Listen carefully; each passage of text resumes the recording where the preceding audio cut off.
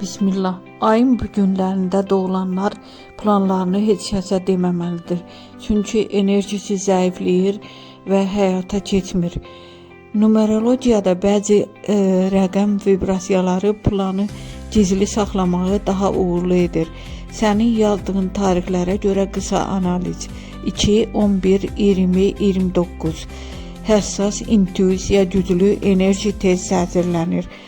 Planı tez danışanda motivasiya zəifləyə bilər. 5, 14, 23 dəyişkən və sürətli enerji. Planı çox paylaşmaq istiqaməti dəyişdirə və gecikmə yarada bilər. 15, 6, 24 cazibə və təsir güclüdür. Paxıllıq enerjisinə açıq ola bilər.